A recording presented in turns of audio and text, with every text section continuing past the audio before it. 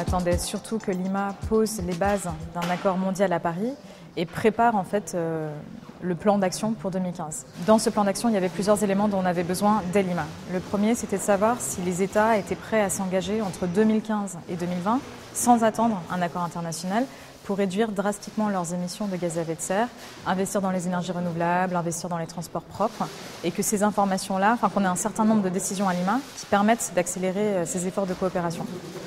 On n'a rien eu à Lima là-dessus. Le deuxième enjeu de Lima pour nous, c'était de s'assurer qu'il y ait assez de financement climat sur la table pour aider les pays les plus pauvres, les plus affectés par les changements climatiques. C'est une question qu'on pose chaque année. Chaque année, on repart les mains vides de ce type de conférence internationale. Cette année, on avait eu quelques avancées plutôt positives parce qu'on avait rempli le fonds vert pour le climat. 10 milliards de dollars, c'était une première étape. Et on attendait que les pays développés annoncent la feuille de route jusqu'en 2020. Comment on fait pour passer de 10 milliards à 100 milliards? D'où va venir l'argent? À qui il va aller? Par quel biais? Quelle source? Etc. On n'a pas eu d'avancée, on n'a pas eu d'engagement de la part des ministres de dire à Paris fin 2015, on vient avec cette feuille de route. On attendait aussi de Lima que tous les pays soient amenés à remplir le même formulaire pour leur contribution nationale, qu'ils s'engagent sur des bases comparables, quantifiables et donc évaluables de notre point de vue. On a eu une base sur le type d'informations qu'ils doivent fournir. En revanche, il manque une durée d'engagement commune.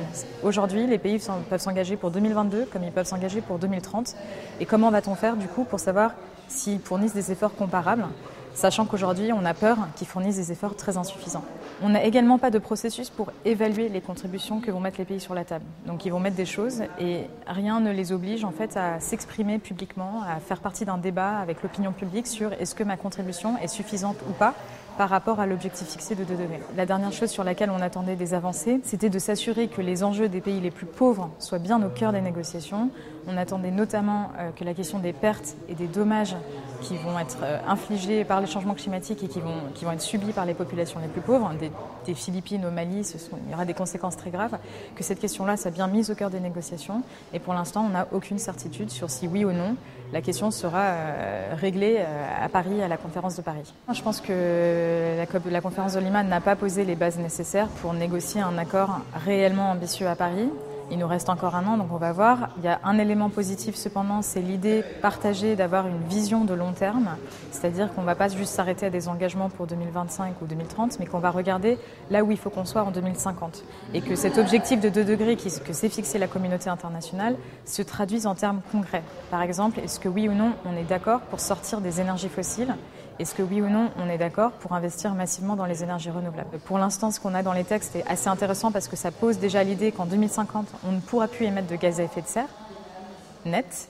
Donc ça, c'est une première avancée. En revanche, ça ne nous dit toujours pas les choix, les solutions technologiques qui vont être faits. Je pense que 2015 va devoir rattraper le retard pris à Lima.